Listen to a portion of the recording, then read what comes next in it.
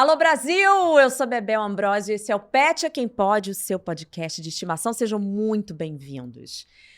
Hoje a gente vai ter um papo assim atípico, tá? Vou dizer por quê. Facilmente esse episódio poderia ser gravado tipo num zoológico, entendeu? Ou assim num laboratório de biologia, sabe? Ou até numa reserva ambiental. Sabe por quê? Você já vai saber. Tá estranhando tudo, né? Mas você já vai saber.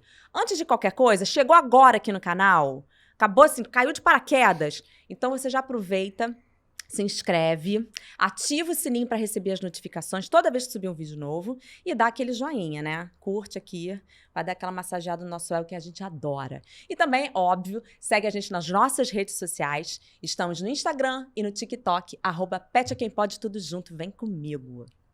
Gente, eu vou apresentar os meus convidados. Aliás, eu vou apresentar o meu convidado. Hoje a gente está saindo um pouquinho da nossa forma, do nosso formato, mas, assim, infringindo um pouco leis. Mas não é muito sério, não. Não é sério, tipo, como se infringe leis quando alguém cria animais de forma ilegal, como é o caso de animais selvagens, silvestres. É isso. O tema de hoje é isso, animais silvestres. Um pouco polêmico, alguns mitos, algumas verdades, e a gente vai bater um papo muito bacana com uma pessoa que é especialista no assunto, fera. Marcelo Lago está aqui comigo, ele é médico veterinário, tem criação de animais de várias espécies, ele tem um amor por animais, assim, desde criança, desde pequeno, a sua vocação é lidar com animais de todos os tipos e ele vai tirar todas as dúvidas que a gente precisa saber em relação a esse universo dos animais silvestres. Vou passar a bola aqui para ele. Primeiramente, quero agradecer. Obrigada pela sua presença aqui com a gente, Marcelo. Maravilha, Bebel. Obrigado pelo convite, tá? Por ter a oportunidade de estar aqui falando um pouquinho sobre o meu trabalho, sobre a minha área, que é uma área tão importante, tanto dentro da medicina veterinária como dentro da conservação, e dentro da preservação das espécies, combate ao tráfico, criação legalizada, que é o que a gente vai falar um pouquinho hoje. Pois é, tão importante, né, essa questão de regulamentação, né? Uma pessoa que adquirir um animal que não seja tradicional, que não seja um pet tradicional, cachorro, gato, e ela quer, de repente, ter uma iguana dentro de casa, o que é preciso, né? Então, a gente vai, a partir de agora, saber tudo aqui com o Marcelo. Marcelo, eu já vou chutar a porta, já vou perguntar logo. Assim, tipo, o que é preciso ter ou fazer para adquirir um animal silvestre? Vamos lá. Tirando os animais domésticos, né? Quem são os domésticos? A gente tem os domésticos clássicos, que é o cachorro e o gato, que são super conhecidos, né? Mas a gente tem outros animais domésticos que são classificados dentro da medicina veterinária como pets não convencionais, mas que são domésticos por legislação, por classificação legal. Quem são eles? O coelho, por exemplo, o porquinho da Índia, o hamster, uma calopsita, um pombo. Então, esses animais eles são classificados como domésticos, mas dentro da minha área de trabalho, por fugirem do cão e gato, eles são pets não convencionais. Esses animais eles não são regulamentados como são um papagaio, uma arara, uma serpente, porque existe uma regulamentação para animais domésticos, que é a cargo do Ministério da Agricultura, existe uma regulamentação para os animais que são chamados de silvestres ou exóticos, que é por encargo do IBAMA, em nível federal, e por encargo dos órgãos ambientais estaduais. Então, nós temos hoje essa gestão, ela é feita, cada estado tem a sua legislação própria. No Rio de Janeiro tem uma que é gerenciada pelo INEA, São Paulo pela Secretaria de Meio Ambiente, assim sucessivamente. E o IBAMA é o órgão geral de fauna que descentralizou essa gestão para que cada estado criasse a sua própria legislação. Então, por isso que quando alguém quer ter um cachorro, um gato, assim, não precisa assinar papel, não tem certificado, nada disso. Assim, a gente recomenda, como veterinário, mesmo quem quer um cão e um gato, que procure um canil de boa referência. O tópico não é esse, mas a gente vê muito comércio de fundo de quintal, comércio em jornal, em site de anúncio, né? Então, mesmo para quem quer um animal doméstico, se você quer uma calopsita, procure um bom criador, procure um bom local de produção, porque você vai ter animais de qualidade duvidosa, doentes, criados em condições que são subótimas, né? De higiene, de cuidado de doença, prevenção de doença. Então, mesmo esses animais, é bacana procurar um lugar legal, mas eles não estão regidos pela legislação que rege a lei em relação aos animais silvestres domésticos. Tá? Então, quem quer um animal silvestre, doméstico não, um animal silvestre, um animal exótico, precisa procurar criadores que sejam regulamentados junto ao IBAMA, que tenha autorização de manejo válida, que tenha um registro no órgão ambiental e que estejam em dia, obviamente, com as suas obrigações. Isso é fundamental. Esses dados a pessoa interessada consegue obter através do órgão estadual, né, no caso do Rio de Janeiro, no INEA, e consegue obter através do IBAMA também, visto que, com exceção de São Paulo, todos os demais estados são subordinados à gestão central pelo IBAMA. Entendi. Incrível. Quer dizer, é uma coisa bem séria, né? Porque você está lidando com animais que às vezes estão até em extinção, né? Sim, vários deles. Pois é. E aí o fato de você ter que respeitar tanta legislação faz com que você preserve evitando a extinção, que eu quero dizer, né? Você preserva a qualidade daquele animal, a qualidade de vida e prolongar, né, a sua existência. O bacana, a criação em ambiente doméstico, né, ela auxilia no combate a uma série de questões. Ela auxilia no combate ao tráfico, porque uma vez que você oferta animais de procedência legal, animais nascidos em cativeiro, animais criados em condição, a gente chama de eicito, né, fora do ambiente natural, e de procedência confirmada, você está reduzindo a demanda e a procura por animais que viriam de uma feira livre, por animais que viriam do tráfico, né? E você está garantindo com isso que haja um aporte desses bichos legalizados no mercado que é crescente. Isso é um fato mundial, não é Brasil, né? A procura por animais exóticos, por animais silvestres, pelos pets não convencionais, ela é crescente. Tanto que no Brasil, isso são dados recentes do ano passado, depois de cachorro, as aves são os pets mais usuais, mais rotineiros. Mais do que gato, por exemplo, né? Então, assim, é um mercado muito grande e a busca do criador regulamentado, do criador legal, é exatamente fornecer animais para que a gente reduza a pressão sobre os animais da natureza, porque é crime, né? As pessoas, às vezes, misturam um pouquinho as coisas. Eu estou salvando o animal, estou pegando um bichinho aqui. É crime. Se o animal é silvestre, se o animal é de ocorrência natural, você não pode manter esse animal. Pois é, aí você vê, né? De repente, numa área ali, tem o saguizinho, que é um macaquinho tão bonitinho e tal. Você vai lá, bota uma frutinha para ele ali na árvore. Daqui a pouco, a pessoa vai, com uma boa intenção, pega aquele bichinho e bota ele né, dentro de casa. Na verdade, a pessoa não sabe o que ela está fazendo, né? Porque, às vezes, aquele animal a pessoa não sabe o manejo, a intenção né? é boa, né? A verdade é assim, a intenção é boa, as pessoas querem salvar, querem ajudar. Na minha clínica, né, eu sou médico veterinário, eu tenho uma clínica que é especializada no atendimento de pets não convencionais, e é muito comum as pessoas acharem um animal na rua, levarem para a clínica, na intenção, obviamente, de que a gente ajude, e alguns com a intenção de continuar cuidando do bichinho em casa. E a gente sempre explica isso. Existem órgãos que são órgãos especializados para a recepção desses animais. Então, a gente tem o centro de triagem do IBAMA, em Seropédica, a gente tem o centro de reabilitação que fica na Estácio, na Universidade Estácio de Sá, em Vargem, que são locais que são regulamentados para recebimento de fauna livre, de animais de vida livre. Então, o ideal para essa pessoa é fazer contato com o órgão ambiental. Cada município, cada estado tem o seu órgão ambiental responsável. No Rio, cidade, a gente tem a patrulha ambiental, que atende pelo número 1746. Vou fazer aqui um jabá da patrulha ambiental, porque é importante. Então, eles buscam o animal na residência da pessoa que localizou. Esse animal é levado para um centro de reabilitação e ele é reintroduzido no momento oportuno, se tiver condição para tal. Gente, isso é o máximo. É o máximo. Não sabia disso. Essa é uma das funções da patrulha ambiental. Muito então, legal. sempre que a gente recebe um cliente com essa demanda, a gente explica para ele. Não é correto você manter esse animal. Esse animal tem que ser encaminhado para um local adequado e através dos meios legais. Então já tá aí, galera. Pegou um bichinho na rua, um bichinho exótico, silvestre, não sabe o que fazer, já aciona a patrulha ambiental. Muito legal. Isso. E vem cá, agora deixa eu saber um pouquinho de você, a sua história, né? Porque você falou nos bastidores aqui, a gente já ficou sabendo que você sempre gostou muito de animais e tudo mais, que você sentiu que a sua vocação seria essa, né? Tratar, fazer a medicina, né? Estudar a medicina veterinária e tudo mais. Mas como é que você chegou na ideia de vou trabalhar com animais silvestres? Vamos lá. Desde muito pequeno, desde criança, na verdade, eu sempre gostei de bicho.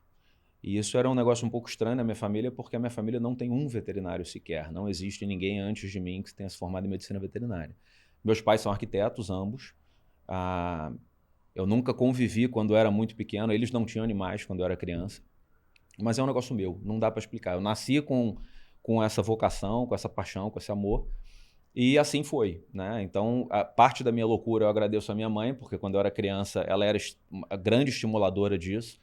Então, para vocês terem ideia, eu com os 8 anos cheguei a ter 32 aquários dentro de um apartamento. 32 aquários? 32 aquários. Aquário de ciclídeos amazônicos, aquário de peixes africanos. Nossa, assim, uma variedade Que isso? surreal. Surreal.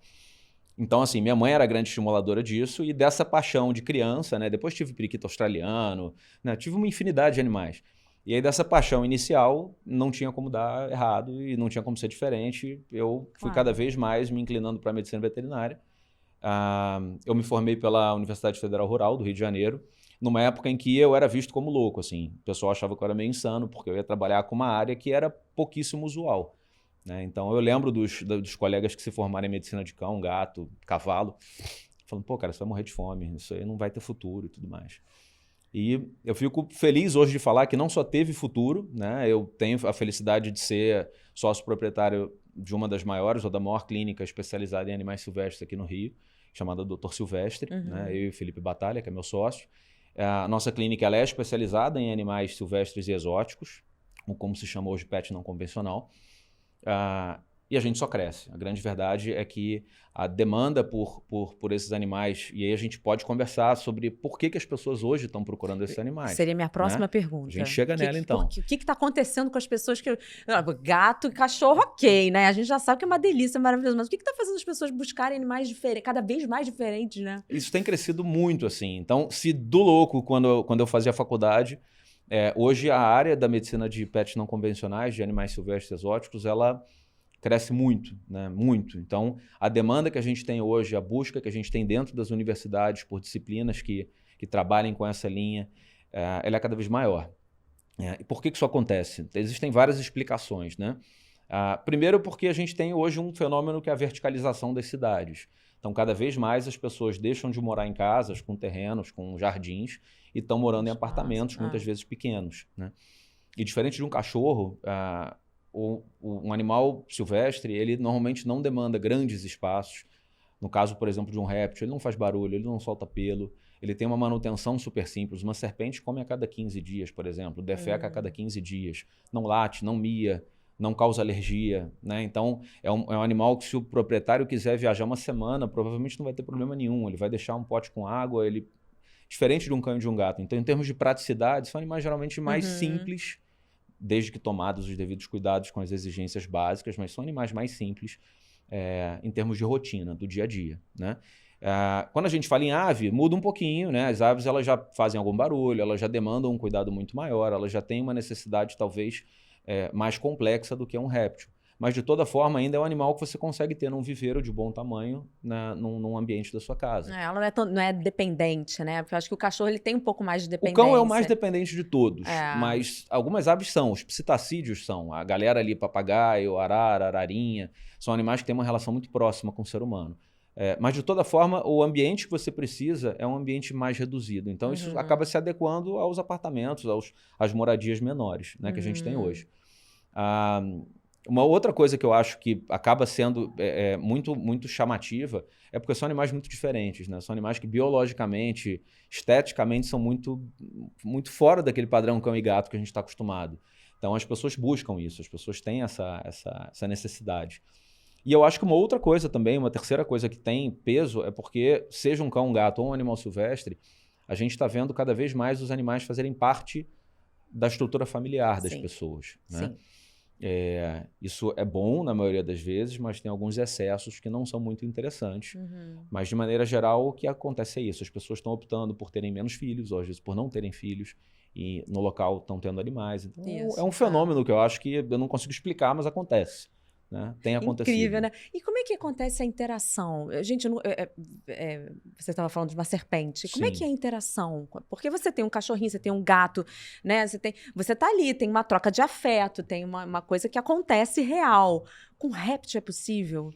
O réptil é um caso à parte, Bebel. Assim, a primeira pergunta que eu recebo sempre, quando as pessoas sabem que eu, por exemplo, tenho serpente de estimação, a primeira pergunta que eu recebo é: qual é a graça de ter uma serpente, né? Porque você não vai sentar no sofá para ver novela e coçar a orelha da sua cobra, né? Que nem você faria num gatinho no seu colo, num cachorrinho do seu lado. Isso não existe, né? Inclusive, por serem animais mais primitivos, a própria relação dele com o ser humano, ela não é uma relação necessariamente de troca de amor, de afeto. Uhum. Alguns répteis, alguns lagartos, né, uma iguana, um teiu, eles têm uma capacidade de reconhecimento maior, eles têm uma interação um pouco maior. Mas, de toda forma, não tem como você comparar um réptil com um cachorro e com um gato. O interesse nesses animais eu vejo muito como uma questão biológica, pelo fato de serem animais exóticos, animais diferentes, né? Animais muitas vezes chamativos. Então, é muito mais um interesse biológico do que uma troca propriamente. Tem uns clientes meus que juram que a cobra escuta, atende pelo nome e tal. Mentira, Eu não vou falar que é mentira, mas eu vou falar que é pouco provável, entendeu? Na Chama, verdade, ei fulano, vem aqui. E a cobra vem, maravilhosa. E a cobra vem, assim, né? Se ele acha que isso acontece, eu não sou eu que vou contrariar, deixa. Mas, em geral, não. Em geral, os répteis, a relação que a gente tem com eles é uma relação muito mais de observação, de admiração propriamente. Quando a gente vai para os pequenos mamíferos, né, para um coelhinho, para um porquinho da Índia, para uma chinchila, para um hamster, ou para uma ave, principalmente as aves da família do papagaio, aí a gente já está falando de uma interação muito maior. A gente está falando de um animal que tem troca de carinho, que tem uma relação pessoal muito grande com o proprietário. Né? E aí eu acho que isso já se assemelha muito a um cachorro ou um gato. São animais que aprendem truques, animais que atendem pelo nome, né? Animais que gostam de carinho, gostam dessa troca. E aí a relação já é realmente um pouco mais tradicional, né? Um pouco mais como a galera já está acostumada com os domésticos. Ai, que legal. Aí vamos lá. Aí você cresceu, se formou em medicina veterinária, acabou, né, calando a boca de muita gente. Tá aqui, estou aqui, tá? Tenho minha clínica maravilhosa, meu criadouro.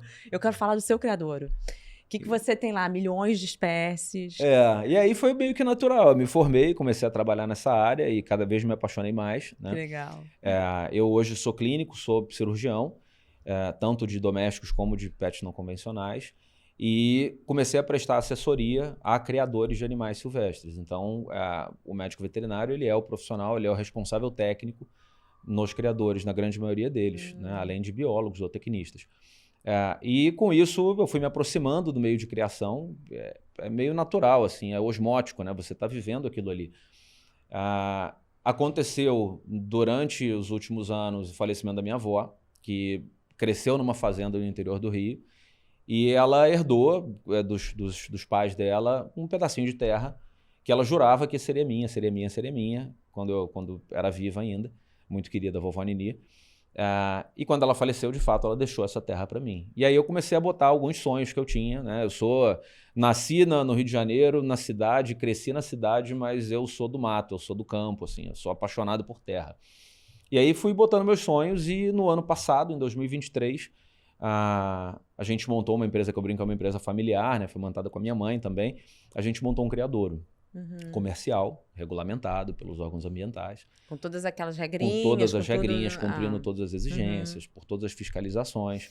E nesse criadouro é onde eu sou feliz, assim, eu sou pinto no lixo lá. Então, lá eu tenho uma variedade gigantesca de bichos. Desde alguns que são considerados domésticos, como o pavão, cisne negro, alguns marrecos, até os animais do próprio criadouro, que são os silvestres e os exóticos. Então, a gente tem lá papagaio de várias espécies, a gente tem jandaias de várias espécies, a gente tem emu, que é um parente do avestruz, né? Um parente australiano do avestruz, que fica que nem um cachorro, ninguém acredita, abaixa para receber carinho, é mó barato. Mentira, muito, que assim, muito legal.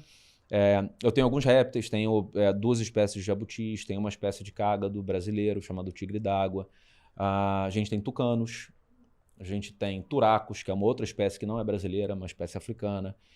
Então, nunca assim, ouvi falar. Ninguém está muito acostumado, mas depois procura, joga na internet ali, turaco, que você vai ver, são animais lindos, assim, lindíssimos. Que legal. E, dentre outros, né, tem outros animais lá também. Então, hoje, desde 2023, a gente está com a licença concedida, e desde 2023 a gente está ajudando um pouquinho nessa contribuição de ofertar animais legais, nascidos em cativeiro, né, de procedência confirmada, para um público que se interessa por eles. E deixa eu entender uma coisa. Você tem esse espaço hoje, com essas espécies, com esses animais, e para você adquirir a licença necessária, quais são as regrinhas, né? O que você tem que fazer para o órgão chegar lá e falar, ok, te dou a licença? Vamos lá. São várias, né? Na verdade, você precisa apresentar uma planta de projeto do local, você precisa das autorizações do município, do estado, em uso de solo, em estrutura. Então, você vai ser fiscalizado para verificar se a estrutura que você se propôs foi construída de acordo. Essa estrutura ela tem que ser compatível com as espécies que você busca. Então, você não pode falar que vai criar arara e botar um viveiro de 1 metro quadrado. Então, isso tudo é verificado. Né? Além da documentação pessoal, da criação de uma empresa, você tem que criar uma empresa. Né? E aí, por fim, você sofre uma fiscalização e uma vez que você atenda todas as demandas do órgão ambiental e tenha toda a documentação relativa à parte do município e do estado, você pode conseguir essa licença. Essa licença ela tem um prazo de validade, ela precisa ser renovada. Ela vai renovando. Desde que você continue cumprindo com todas as exigências, ela pode ser renovada por outros períodos. Então é um trabalho bem sério mesmo, né? É trabalhoso, burocrático, né? Eu demorei quase 3 anos, desde o início do processo até conseguir a licença de fato. E é um pouco desanimador, às vezes, para quem está querendo muito rápido, porque não funciona tão rápido assim. Né? Mas, pelo visto, é necessário, né? Para você preservar ali... E é importante, né, gente? Assim, infelizmente, o Brasil é um dos campeões do tráfico de animais silvestres do mundo. Isso é muito triste. Né? A gente tem uma fauna maravilhosa, fantástica, e que é mais criada fora do Brasil do que dentro do próprio Brasil. Boa parte da tecnologia de reprodução, boa parte da tecnologia de nutrição, ela veio de fora para cá e não daqui para lá. Porque nós tivemos os nossos animais no passado traficados para a Europa, para os Estados Unidos, para o Oriente Médio. E lá eles desenvolveram técnicas que a gente aqui não desenvolveu porque não tinha criação em cativeiro. Não tinha criação in situ, criação em ambiente doméstico. Né? E isso, na minha opinião, está sendo corrigido nos últimos anos. A gente hoje já consegue ter profissionais de ponta trabalhando nessas áreas, a gente já consegue ter estruturas invejáveis mesmo fora do Brasil. E a gente está começando a exportar conhecimento. Ai, que bom. Né? Coisa que a gente antes importava. A gente era obrigado a querer aprender com o pessoal que tinha levado os nossos animais no passado, na maioria das vezes de forma irregular. Né? Então, realmente, assim, esse gráfico está mudando mesmo, né? Está mudando e eu trabalho para que ele mude cada vez mais. Né? Eu tento contribuir o máximo que eu posso, tanto na medicina veterinária como na medicina de conservação, medicina de reprodução. Né? O meu mestrado foi em reprodução de animais silvestres, o meu doutorado está iniciando agora, vai ser com reprodução de animais silvestres. Então, assim, a gente tem que formar cérebro para melhorar a nossa produção e aumentar a nossa proteção da fauna. Isso eu acho fundamental. Sem dúvida. Né? E as medidas de criação em cativeiro, elas precisam vir junto com as medidas de proteção das populações selvagens. Também não adianta, né? Não adianta a gente criar animal em cativeiro se a gente não tiver formação de área de proteção ambiental, se a gente não tiver o combate ao tráfico efetivo. Então, isso é um papel que os órgãos ambientais precisam ter. Precisam fiscalizar um criador? Claro que precisam. A gente tem pessoa desonesta em tudo, em absolutamente todas as áreas. A gente tem que combater o erro, mas a gente tem que proteger o que resta de mata nativa. Porque senão, daqui a pouco, a gente só vai ter animal preservado em criador. A gente não vai mais ter animal preservado na natureza. A verdade é que a gente tem que cuidar do que é nosso, né? Super, muito.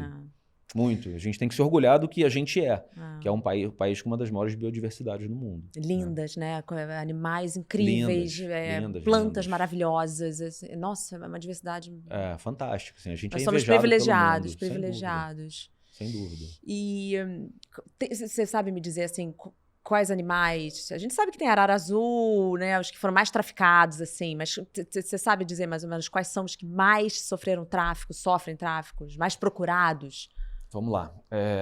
Várias espécies em aves, quando a gente fala em aves, várias espécies de aves são ainda bastante traficadas. Os psitacídeos, que são da família dos papagaios das araras, ainda são bastante traficados, infelizmente. Os papagaios são uma das espécies mais traficadas para abastecer esse comércio ilegal, covarde que existe. Algumas espécies mais raras, como as próprias araras azuis, no passado já foram bastante traficadas, mas ainda são nos dias de hoje. Né? No ano passado, a gente teve a apreensão no Suriname, se não me engano, de mais de 20 araras de Lear, que é uma espécie ameaçada de extinção, que tem projeto de conservação sendo feito na Bahia, que foram traficadas para o Suriname, provavelmente com destino para a Europa. Né? Então, isso é tráfico internacional. Isso é uma rede muito bem engendrada, muito bem organizada, e a gente precisa que os nossos órgãos ambientais sejam fortalecidos para combater isso. Né? E a gente ainda tem, dentro da nossa rotina clínica, vez ou outra ainda aparece alguém com animal ilegal. Mas eu fico super feliz de falar que isso está mudando muito. Né? A minha clínica, ela está... Agora eu vou parecer meio velho, assim, mas a minha clínica ela está montada há quase 20 anos. Né? E a gente tinha no início, até pela consciência ambiental ser um negócio mais restrito, mais localizado, a gente tinha uma rotina de clientes que traziam animais de procedência ilegal muito maior. E eu entendo que o nosso papel, é óbvio, é dar saúde para os pacientes, independente da origem, eu sempre explico isso, né? O médico veterinário, ele não é um órgão fiscalizador, eu não estou ali para falar quem é legal e quem é ilegal, eu estou ali para salvar a vida.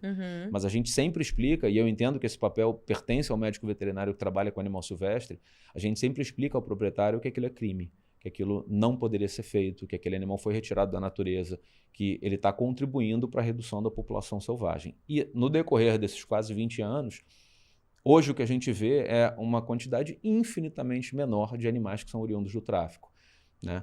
Hoje a gente tem majoritariamente clientes que compram animais, que adquirem animais de criadores regulamentados, de lojas regulamentadas, que podem revender esses animais.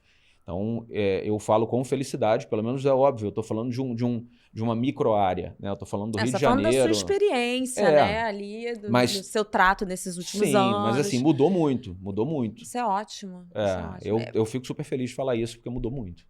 Eu acho que tem a ver com essa questão da conscientização, né? Quanto mais a gente for consciente, a gente vai buscando informações sobre aquilo que a gente quer para nossa vida, mais a gente vai entendendo, né, onde a gente está pisando, né? No caso, a pessoa que tem vontade de adquirir um animal exótico, silvestre e tal, se ela tiver um bom senso, a boa vontade, ela vai estudar a respeito, ela vai entender como é que está esse mercado, né? Ela vai entender como é que funciona tudo para ir atrás. Fundamental. A gente na clínica, Bebel, a gente lançou um serviço, na verdade, que era um serviço de auxílio de aquisição.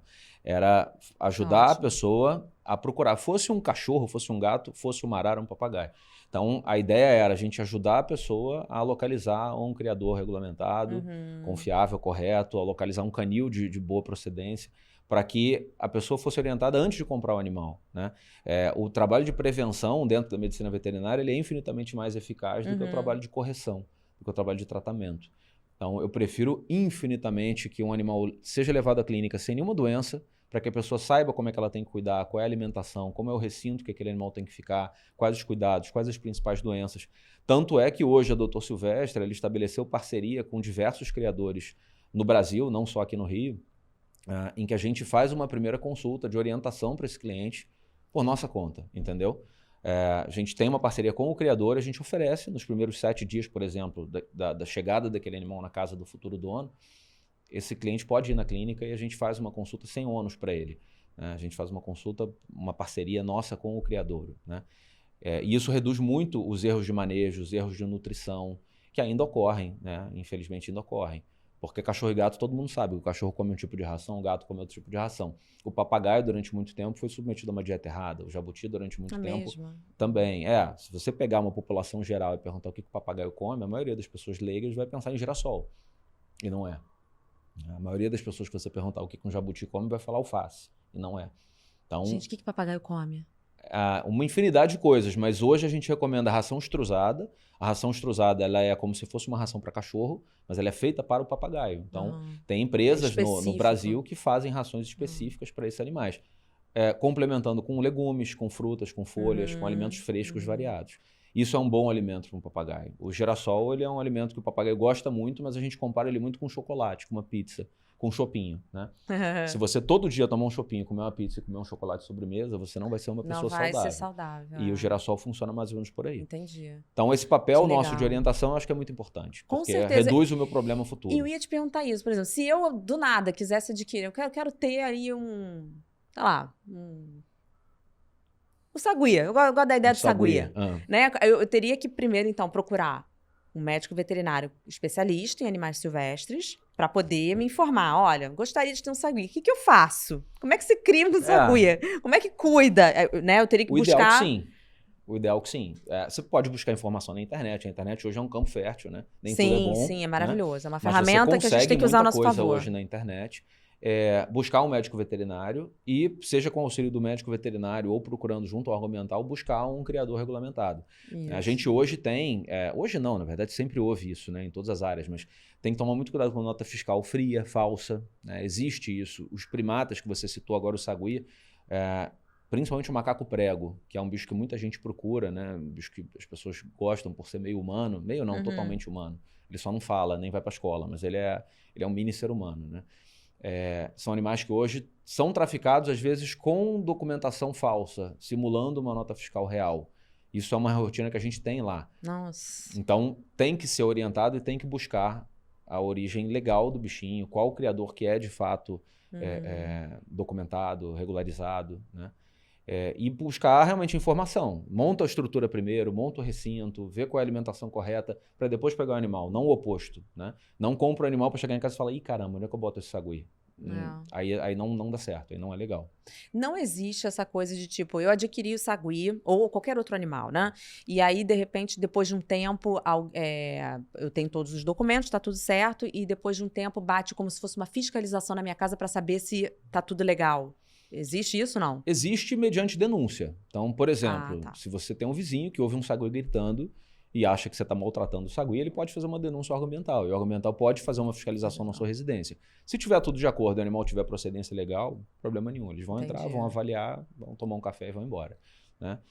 Se tiver alguma deficiência na documentação, se tiver alguma falsificação na documentação, ou se esse animal tiver submetido a maus tratos, uma condição não ideal, por exemplo, se o seu sagui tivesse com uma coleira de cintura amarrado em algum local, o animal mesmo de procedência legal poderia ser apreendido. Mas isso não é rotineiro, né? A grande verdade é que geralmente quem procura um animal de procedência legalizada e paga por isso, e é claro que você vai pagar muito mais caro num sagui de um criador do que num sagui numa feira livre. Com né? certeza. Normalmente essa pessoa tem uma consciência maior, normalmente essa pessoa tem um veterinário que dá assistência, ela buscou informação. Né? Então, ela quis isso, né? Ela quis. E ela investiu nisso, né? Querendo ou não, é um investimento. Você tá investindo dinheiro num pet.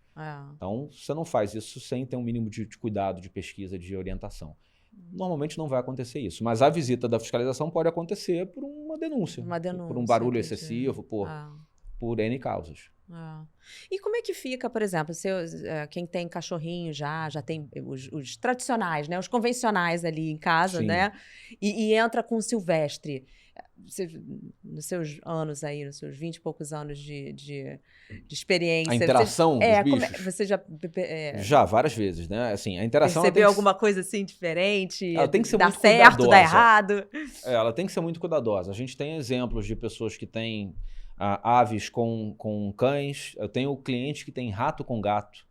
Tá? E assim, os bichos... Tom e Jerry. Tom e Jerry, só que Tom e Jerry com uma alta afinidade. Jura, que legal. Os bichos dormem juntos, tem foto do rato deitado na barriga do gato. Ai, que delícia! Só que isso tem que ser supervisionado, né? Qualquer mistura de espécie tem que ser supervisionada, mesmo que você esteja, por exemplo, juntando uma arara com um papagaio. São dois animais da mesma família, são animais de porte diferente, eles podem brigar, a arara pode ferir um papagaio ou vice-versa.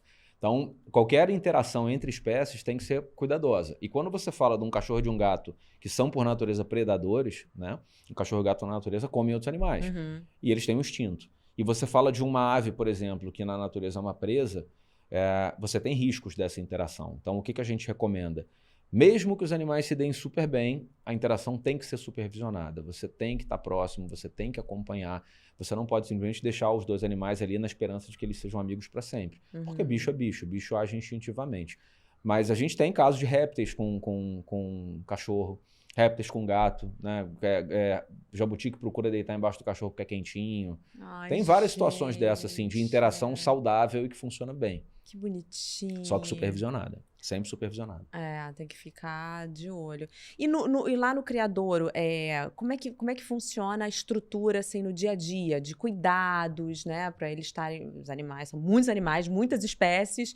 Sim. E cada um tem um trato diferente, né? Cada um tem um trato. Como é que é essa rotina? A gente tem funcionários, né? Eu tô lá praticamente 3 dias por semana, mas a gente tem, na minha ausência, eu tenho funcionários que cuidam dos animais, que são pessoas que foram treinadas para isso. Eu trabalho com rações super premium, então a gente tem linhas específicas para cada grupo. Então eu tenho uma linha específica para araras, que são animais que precisam de uma quantidade de gordura na alimentação maior. Eu tenho linha específica para papagaio, que é um animal que, pelo contrário, precisa de menos gordura na dieta. Eu tenho linha específica para jandaia, eu tenho linha específica para jabuti, eu tenho linha específica para tucano. Então, assim, eu tenho lá uma variedade muito grande de alimentos prontos, né, alimentos industrializados. E eu sou sócio do Hortifruti, né?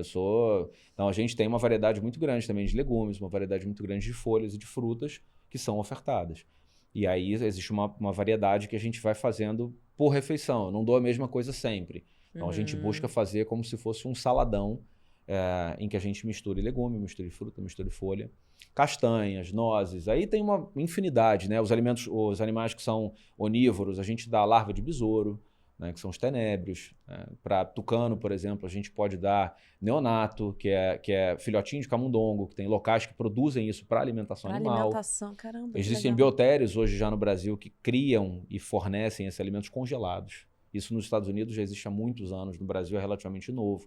Então, a pessoa que tem uma serpente, por exemplo, ela pode comprar hoje o alimento da serpente de um biotério regulamentado em que ela compra ali o alimento congelado. Estranho, para a maioria das pessoas não íntimas, você ter a ideia de ter a comidinha da cobra no congelador de casa não é muito simpática.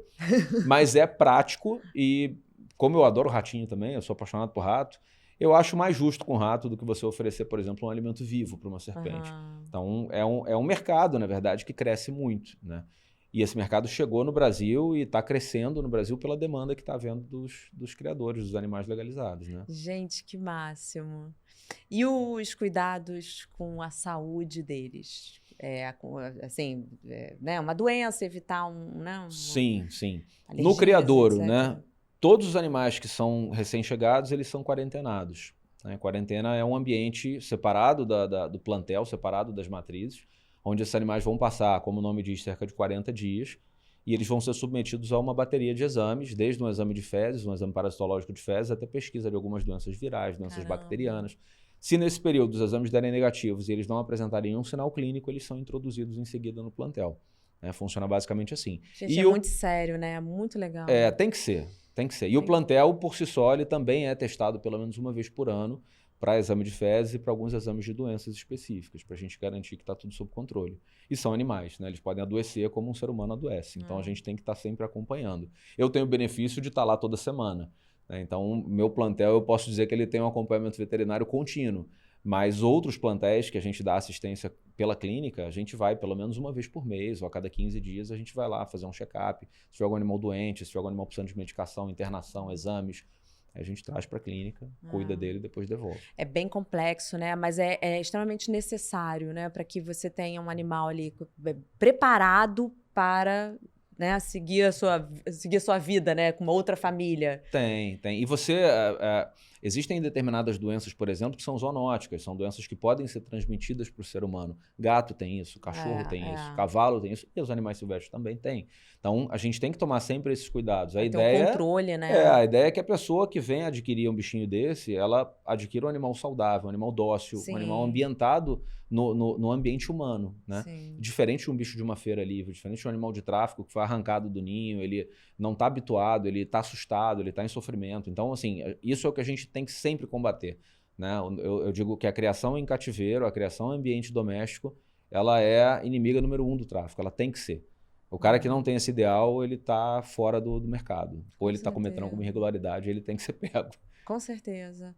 E você já teve algum caso na sua clínica de uma pessoa que, olha, não deu certo. Tentei ser exótico, tentei ser diferente, tentei pegar aqui um animal que eu achava que era super legal, que ia ser muito bom para minha vida, para minha família, mas não deu certo.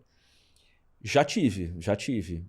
Te diria que eu já tive mais com cachorro, por exemplo. Pessoas que compraram determinadas raças e, cara, não é a minha rotina.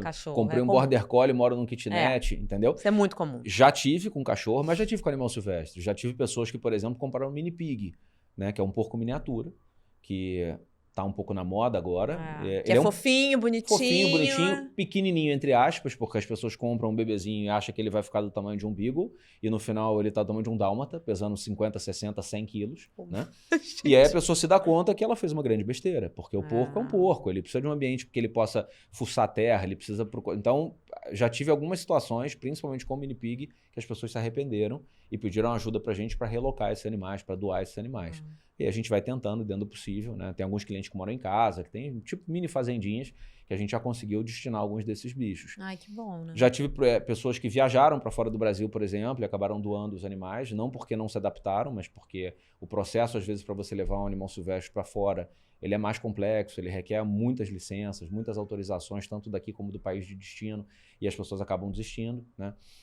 Uma das minhas papagaias, por exemplo, foi assim. Uma das minhas papagaias, ela é epilética. E eu ganhei de um casal que se mudou para Portugal.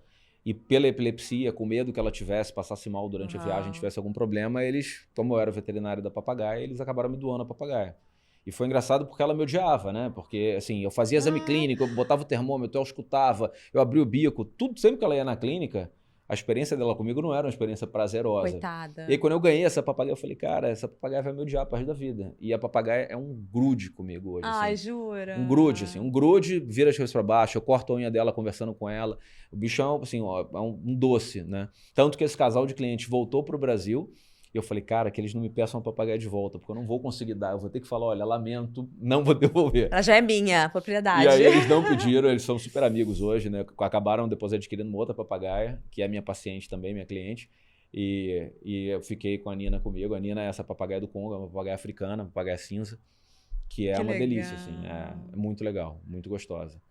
Então acontece. De vez em quando o pessoal, por um motivo ou outro, acaba doando o bichinho, né? E até essa doação, já que a gente está falando muito em termos de legalidade, essa doação ela tem que ser precedida de alguns cuidados. O animal... eu ia te perguntar isso, com relação a toda essa parte burocrática, de papelado e tudo mais, como é que você não faz? pode pegar um bicho e deixar na casa de alguém e ir embora, né? O animal legalizado, o animal de procedência legal, ele vem com uma nota fiscal, ele vem com um certificado de origem, ele vem com uma licença de transporte, ele vem com toda uma documentação junto ao criadouro. E esse animal ele tem que ser entregue para o novo proprietário, para o novo dono, com um termo de transferência, né? Esse termo de transferência tem que ser assinado, reconhecido em cartório, tem que constar os dados da nota fiscal, os dados do animal, a marcação do animal. Né? É importante frisar que todos os animais silvestres e exóticos, eles precisam ter marcação individual. Então, um animal, no caso de uma ave, geralmente ele tem um anelzinho no pé, um anel metálico. Esse anel metálico ele só passa pela patinha do filhote até um determinado momento. Né? Isso é para evitar exatamente fraude, evitar que um animal adulto possa ser pego na natureza e possa ser anilhado. Né? No caso dos répteis, esses animais eles recebem um microchip. Igual o microchip que a gente tem hoje para cão e gato, os répteis também recebem esse microchip. Então, ele é implantado no subcutâneo ou intramuscular e é um número que vai ser levado para o resto da vida com ele. Tudo isso tem que estar no termo de transferência. A nota fiscal, qual a marcação, qual o número da marcação, quem é o proprietário anterior que está realizando a doação ou a venda e quem é o futuro proprietário também com os dados da pessoa ali. Isso tem que ser anexado na documentação e ser guardado numa pastinha. Nossa, que legal, é muito sério, né? Tem que ser, tem que ser. É muito tem bom que ser, isso, muito né? bom. A maracutaia e falcatrua, o brasileiro ele é especialista em algumas coisas, né? Então você tem que evitar ao máximo que aconteça uma falsificação, aconteça uma fraude. E aí você tem que ser sério, você tem que fazer as coisas corretamente. Né? A gente falou sobre macaco, eu já recebi ligação na minha clínica de pessoas que falaram, comprei um macaco, mas o chip chega na outra semana. Tem alguma coisa errada aí. Tá errado. Ele não sai do criador sem o chip. Jamais. Nenhum animal sai do criador sem marcação individualizada. Então, um macaco usa-se microchip, um réptil se usa um microchip, uma ave geralmente se usa uma anilha e um microchip, tá? Pode ser usado ou não, dependendo da forma de marcação do criador. Então, todo animal tem que sair marcado. Não existe, vou comprar um animal, semana que vem me dá a nota. Vou comprar um animal, semana que vem me manda o microchip. É falso. É frio, é fraude.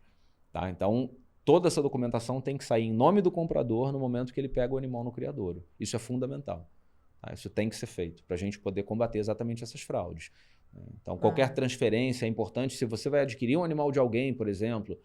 Você vai pegar uma serpente de uma pessoa, verifica com o criador, tá lá na nota, tem os dados do criador, verifica com o criador se aquela nota é procedente dali, por exemplo. Né? Isso é importantíssimo. Hoje a gente formou uma associação, é uma associação chamada Abrase, que é uma associação de criadores de animais silvestres.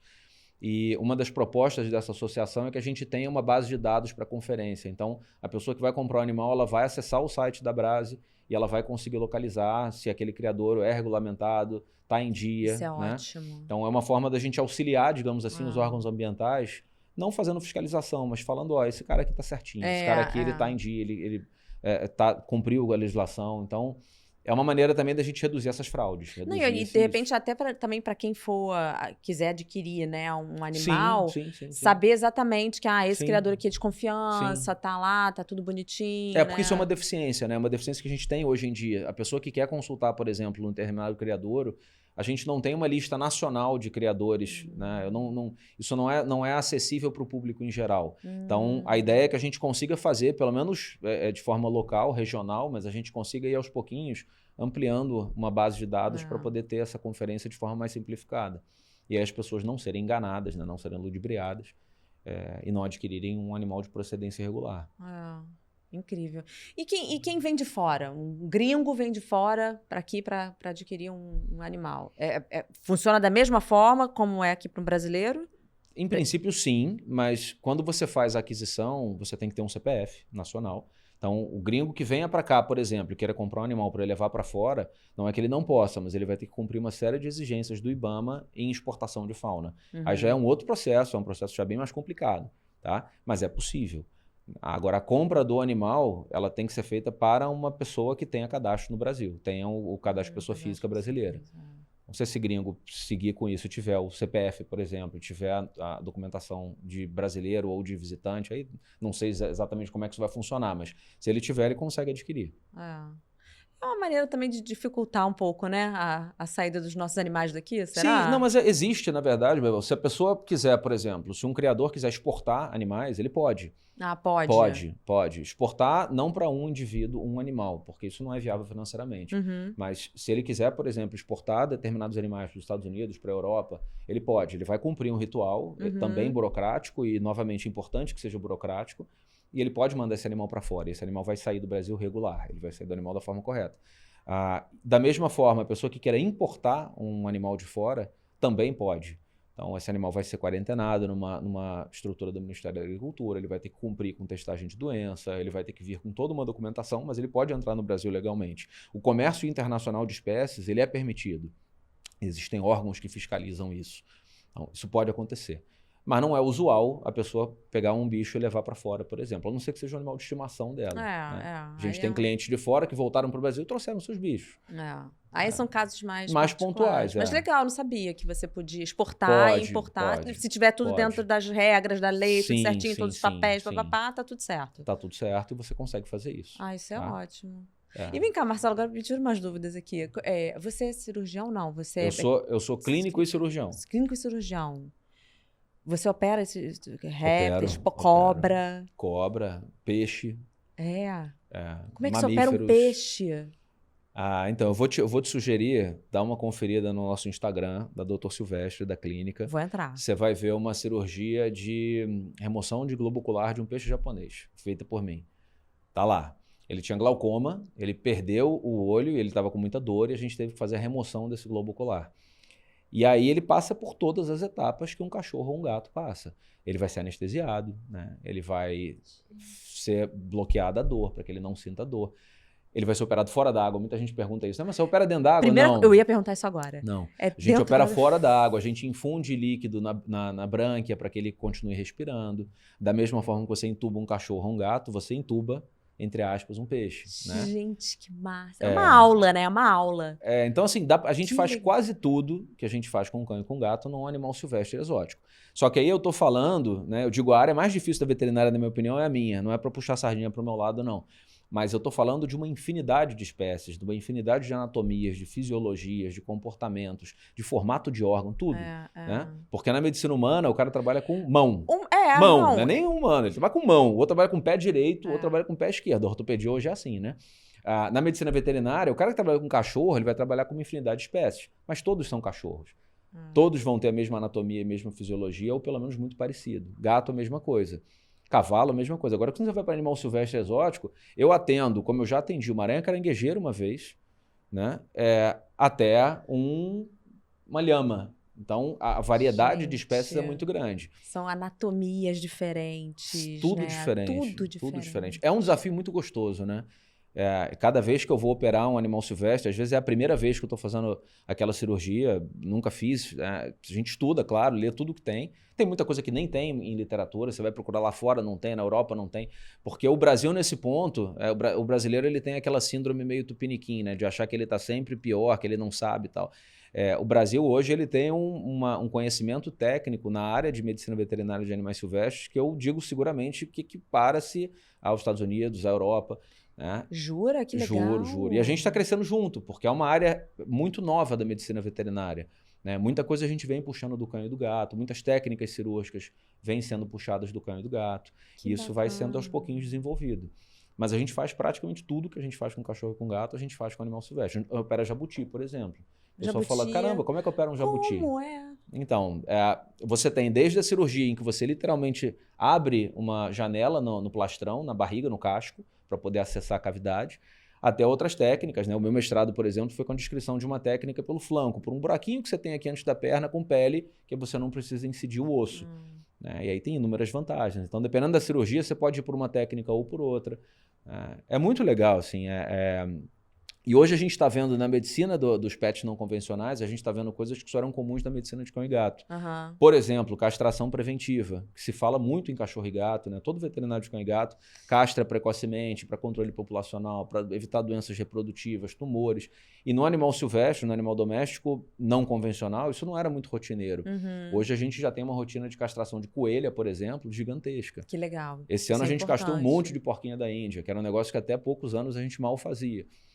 Vai crescendo, assim, vai evoluindo, vai se porque a partir do momento que a procura está sendo maior, né, o negócio está crescendo, também vai crescer abandono, vai crescer, né, vai crescer tudo isso, o lado negativo também. Então, quer dizer, esse lado, essa preocupação com a castração... A gente ainda não vê isso, tá? Assim, talvez por esse processo tá mais inicial, é muito raro hoje a gente ver abandono, como a gente vê, infelizmente, com cachorro e com gato, nos animais, nos pets não convencionais. Mas é algo que a gente observa, por exemplo, na Europa. Né? A Europa tem situações de abandono. Isso tem que ser combatido e evitado ao máximo. Com certeza. E nesse sentido, eu acho que o controle que é feito sobre o criador, né? Você não me perguntou isso, mas eu vou falar porque eu acho importante. Por exemplo, se você comprar um casal de papagaios, né? São legais, procedência legal. Eles tiveram um filhote, eu posso vender os filhotes? Não. Na verdade, você não pode nem reproduzir esses animais. A lei proíbe que o comprador final, que a pessoa... leiga, reproduz os animais, mesmo de procedência legal. Que máximo! Que é um negócio que às vezes a pessoa fica até chateada, fala, pô, mas é meu, eu comprei. Mas não pode, porque você tem que ter um controle disso. Se você começa a reproduzir em casa, dá pro vizinho, vende pro primo... aí vira um negócio legal, né? Vira, porque a partir desse momento, nada impede que a pessoa vá no mato, pegue um e fale, nasceu aqui em casa, agora eu vou dar para um amigo. Uma pessoa desonesta, obviamente. Então isso é bacana, isso é um negócio que chateia algumas pessoas, mas que é importante em termos de controle, na minha opinião. Então, nesse caso, por exemplo, dos papagaios, seria legal você já dar castrado, né? Se for um casal, eu quero um casal. Em algumas espécies isso é viável e é rotineiro, em outras não. As aves, por exemplo, as cirurgias de castração em aves não são simples, não são baratas e têm um risco relativamente grande. Então, as aves não são vendidas castradas. Né? Outros animais poderiam ser vendidos. A gente tem hoje o Red Hog, por exemplo, que é um ouricinho pigmeu africano, que é uma espécie exótica que é vendido castrado. A gente tem outros mamíferos, os cervídeos, por exemplo, poderiam ser vendidos castrados. Algumas espécies a gente consegue fazer isso, mas outras a gente ainda não consegue, não é rotineiro, não é usual. Né? Mas dá para, na verdade, você tem como fazer controle para evitar que aconteça a reprodução viável. E o custo, de um modo geral, para uma pessoa que quiser ter um animal silvestre, assim, varia muito de animal, de espécie para espécie? Varia porque a gente está falando de uma calopsita que pode ser comprada, vamos falar não de condição subideal, tá? Mas pode ser comprada num bom criador a partir de uns R$250, R$300 talvez, que é um bicho mais acessível, mais simples, que você vai achar com mais facilidade, até determinadas espécies de cacatuas que vão custar R$150 mil. Né? Então, o custo de aquisição ele é muito variável, ele não segue necessariamente um padrão. Dependendo da espécie, ele pode ter variação aí de vários dígitos. Mas isso aí você está falando assim, para adquirir, né? Para adquirir. Mas de cuidados, de modo geral, assim, você acha que... De cuidados, eu acho que a cobra é muito mais caro, porque precisa disso, daquilo, ou então, sei lá, o coelho... Vamos lá, eu acho que para você montar a estrutura, você vai gastar algum dinheiro para qualquer espécie, né? Desde uma calopsita, que você vai ter que ter um viveiro de boa qualidade e bom tamanho, para que o animal fique na sua ausência. Né? A gente não recomenda manter o animal solto continuamente, por risco de acidente, de trauma. E também não recomenda que você mantenha o bicho numa gaiolinha, obviamente. Então, você vai ter que comprar um viveiro de bom tamanho, um viveiro espaçoso, um viveiro que a ave consiga voar ali dentro. Isso tem o seu custo, que vai ser R$1.000, R$1.500, R$2.000, dependendo do viveiro. Né? Uma cobra, você vai ter que ter um terrário. Você não vai criar cobra solta dentro de casa. Você vai ter que ter um terrário com uma estrutura de vidro, com tampa telada. que dependendo do tamanho, você também vai gastar aí nessa faixa, R$1.000, R$1.500, R$2.000, né? Uma boa gaiola para um coelhinho ficar na ausência do dono vai custar seus R$500, né? Então, não é necessariamente barato você ter um animal silvestre, né? Tem alguns que são mais caros para você manter, outros são mais baratos. Mas o investimento inicial para você montar a estrutura, o recinto, você vai gastar um dinheiro. Vai gastar. Né? Sim, você tem que estruturar, né? Sim. É um investimento, tudo, né? gente. Para você ter filho, você tem que estruturar. Para você ter um cachorro, e o animal silvestre funciona igual. É a mesma coisa. Você tem que estruturar. Você tem que estar preparado, porque, inclusive, tem coisas que vão acontecer na vida daquele bicho que você não se preparou necessariamente. O animal que teve um câncer, você não estava esperando um câncer, mas você tem que ter uma reserva, você tem que ter alguma maneira de poder dar o suporte que aquele bichinho precisa, né? Isso acontece. E você, na sua vivência aí desses 20 e tantos anos trabalhando com isso, que é o máximo, acho o máximo, gente, uma cirurgia de peixe, muito bom. Você já viveu alguma coisa assim que você falou, pô, isso aí foi incrível, inusitado, não esperava, isso foi assim, tem que entrar no meu livro de história, da minha profissão? Então, várias coisas, né? A própria cirurgia de peixe não é rotineira. Se eu te falar que eu opero um peixe por semana, não é verdade. Um peixe por mês também não é verdade. Né? Para nenhum veterinário, nem para aqueles que têm talvez uma rotina com medicina de peixe maior do que a minha. Não é rotina. Então, o peixe foi uma situação super particular. Né? Alguns animais que a gente nunca tinha visto no Brasil e começou a atender agora, por exemplo, alguns répteis exóticos que a gente não via. Existe um jabuti chamado jabuti de espora africano, que é um bicho que eu sou apaixonado, assim, completamente apaixonado. Tanto que eu acabei adquirindo um, né? Loucamente, mas... E atender um bicho desse, para mim, é uma realização, porque são bichos que você via em literatura, você via em site da internet, em livro de biologia, e de repente você olha, ele estava com um bebezinho na minha mão. Eu até fiz uma postagem no Instagram com um filhotinho na mão. Né? E casos clínicos desafiadores, que a gente sempre tem, porque tem muita coisa que é nova, tem muita coisa que não tem descrição, às vezes, nem na própria literatura. E você é um desafio ali para você na hora, que é né? sempre um desafio, né? A gente troca muita ideia. Eu tenho colegas, além do meu sócio e da minha equipe, né? Hoje a gente tem mais de 20 profissionais na equipe, entre especialistas, clínicos. Mas eu tenho grupo de colegas no Brasil que trabalham com animais silvestres. Volta e meia aparece um caso cabeludo que a gente bota lá em discussão, né? Faz uma mesa técnica ali para entender melhor. Cursos. A cada 4 anos eu vou para um congresso que rola em Tenerife, na costa da África, porque é um curso de criação de papagaios, porque ali são apresentadas as novidades, as coisas que estão sendo descobertas, né? Então, é uma área que você está sempre aprendendo. Todas você está sempre aprendendo. Clínica de cachorro e gato você está sempre aprendendo. Sim. Mas na nossa área, como são tantas espécies e tem tanta novidade bombando todo dia, literalmente a gente aprende diariamente, sabe? A gente... eu sou aluno e professor, né? Eu faço cursos e eu dou aula em pós-graduação. E ao mesmo tempo que eu ensino, eu também estou aprendendo. Então, é uma troca muito importante, uma troca muito legal. Não, você está criando um legado e você já está transmitindo, né? Você já está passando isso adiante, né? Tem mentores que são anteriores a nós, né? Que são ícones, são referências. Temos nós que estamos aqui agora na Labuta e tem uma galera nova aí chegando que eu acho que vai ter muita coisa para descobrir junto, para crescer junto. Mas o bom é que vocês estão fazendo um trabalho importantíssimo, principalmente de conscientização. Porque, assim, eu falo por mim, tá? Eu sou completamente leiga. Esse tema de hoje, para mim, é muito bacana. Eu tô tendo uma aula com você. E eu acho que muita gente que vai assistir aqui agora esse episódio vai também, assim, entender um pouco sobre esse universo, que é complexo, né? É burocrático, que requer muita informação e conhecimento. Né? Então, assim, eu acho que você está prestando um serviço maravilhoso, você, sua equipe, né? De fazer com que combata o crime, a ilegalidade, que é uma sacanagem, gente. É muito triste, porque quem sofre são os animais e eles não têm culpa de nada, né? O ser humano aqui é podre, infelizmente. E é isso, quer dizer, você acaba fazendo um trabalho muito lindo de conscientização, um mercado que está crescendo. Então, quer dizer, cara, só coisas positivas, assim, para falar a respeito da sua profissão. Parabéns mesmo, assim, pelo que vocês estão construindo. Não, e assim, parabéns por vocês abrirem essa oportunidade, né? Porque eu adoro falar sobre o meu trabalho, eu adoro falar tanto da medicina veterinária como da conservação, da criação em ambiente doméstico, né? Eu sou absolutamente fissurado por isso. Eu respiro isso, eu vivo isso. Dá para perceber. Né? Então, eu adoro falar e eu acho que é muito importante. Eu acho que a gente trazer informação, e hoje a internet possibilita isso de uma forma super abrangente, né? A gente trazer informação é o primeiro passo. É assim que a gente começa a conscientização, assim que a gente vai formando as novas gerações. Isso. Né? Eu brinco, eu tenho 2 filhos, eu tenho um menino de 7 anos e tenho uma neném de 7 meses agora. E o meu filho volta e meia fala, não, papai, porque esse aqui é legal, esse aqui não sei o que, isso não pode, isso é irregular. Com 7 anos, eu falo, pô, filho, isso aí, manda ver, vambora. Você já tá passando para ele tudo, né? Os valores, né? E é um barato, que assim, já Isso é foram, ótimo. o colégio dele já foi, não o colégio, né, mas os amiguinhos do colégio já foram pro sítio. E aí você vê criança que, assim, ela não sabe nem de onde vem o bife, ela não sabe o que é uma vaca, por exemplo.